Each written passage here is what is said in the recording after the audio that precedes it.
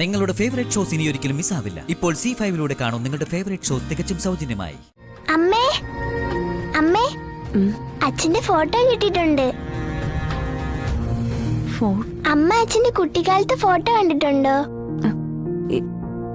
ഇല്ല.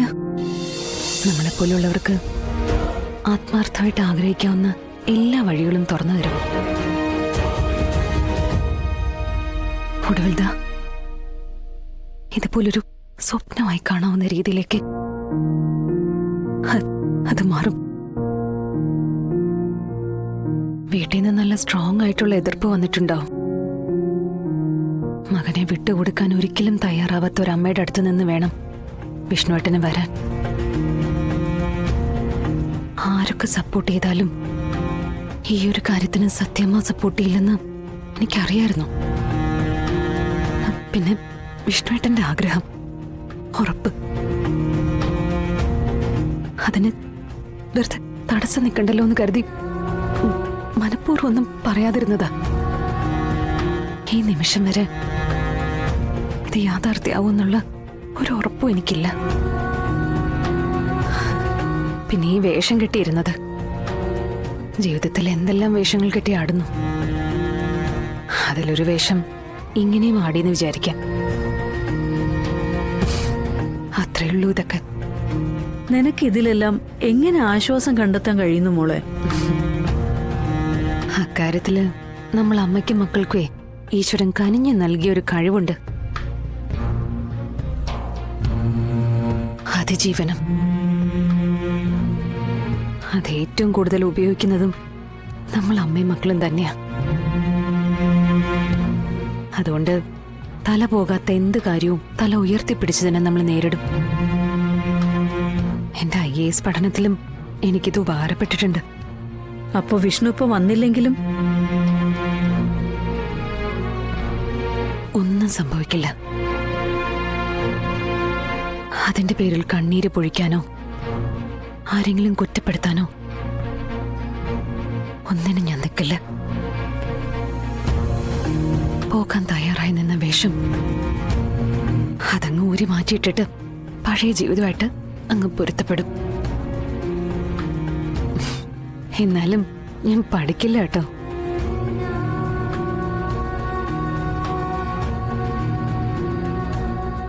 ആഗ്രഹങ്ങളല്ലേ അമ്മ നമ്മളെ മുന്നോട്ട് നയിക്കുന്ന. അത് പെട്ടെന്നൊക്കെ സാധിച്ചു കിട്ടിയ പിന്നെ എന്ത് ജീവിതം. അമ്മേ അമ്മേ അച്ഛന്റെ ഫോട്ടോ കിട്ടിയിട്ടുണ്ട്. അമ്മ അച്ഛന്റെ കുട്ടിക്കാലത്തെ ഫോട്ടോ കണ്ടിട്ടുണ്ടോ? ഇല്ല. അപ്പ ആ ഫോട്ടോ ആദ്യമായിട്ട് കണ്ടേക്കുന്നത് ഞാനാ. അച്ഛൻ ഫ്രീ ആകുമ്പോഴേ ഇപ്പോഴത്തെ ഫോട്ടോ അയച്ചുതരാന്ന് പറഞ്ഞിട്ടുണ്ട്.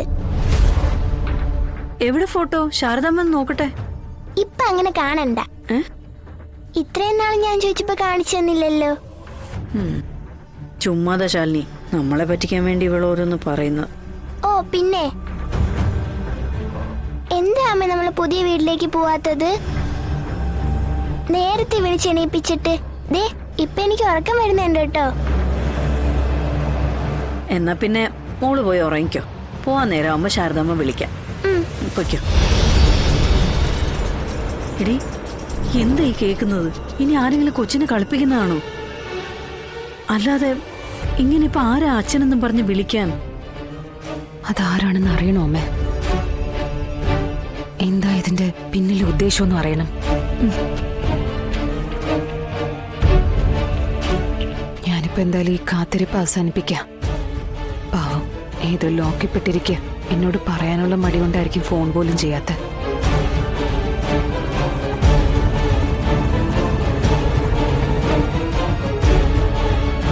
ഞാൻ എന്തായാലും സത്യയുടെ ഫോണും നോക്കട്ടെ.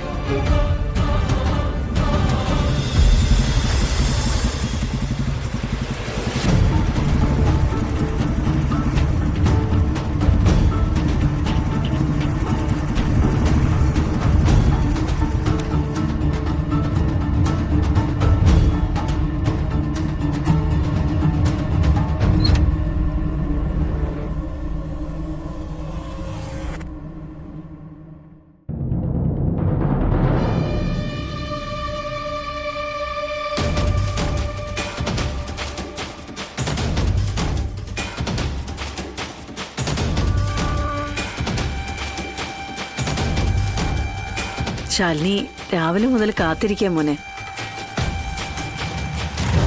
സത്യ ഇത്ര നേരം ഇവിടെ ഉണ്ടായിരുന്നു, ഇപ്പം അകത്തേക്ക് പോയി. നമുക്കെന്നാ പോവാം.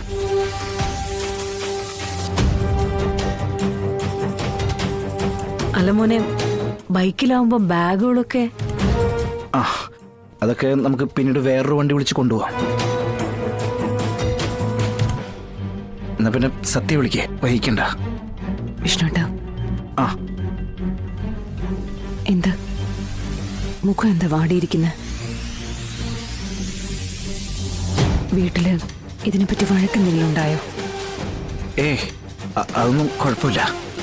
നമ്മൾ തീരുമാനിച്ച പോലെ നമുക്ക് പോവാം. ഇത് പറ, വഴക്കം വല്ലതും ഉണ്ടായോ? വിഷ്ണുട്ട പറ, വഴക്കുണ്ടായോന്ന്? ഉണ്ടായി.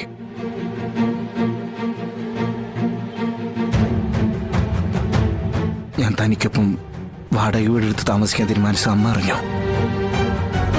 വീട്ടിൽ വലിയ വഴക്കായി. നമ്മളെ മനസ്സിലാക്കാൻ അച്ഛൻ മാത്രമേ ഉള്ളൂ. ആ അച്ഛനായിട്ടായിരുന്നു അമ്മ ബഹളം മുഴുവൻ. നമ്മള് താമസം മാറിക്കഴിഞ്ഞ അച്ഛന്റെ അവസ്ഥ വലിയ ദയനീയാവും.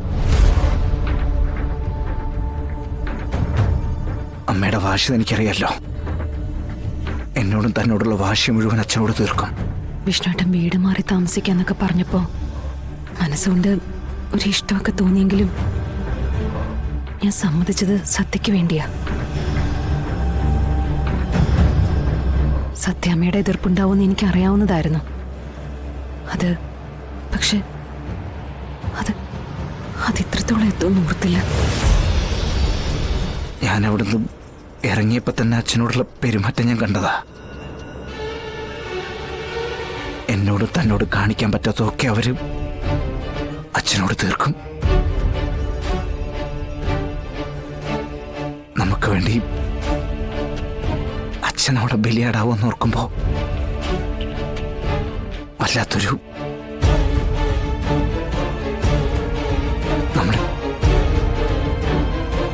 നമ്മളിപ്പോ എന്താ ചെയ്യാ?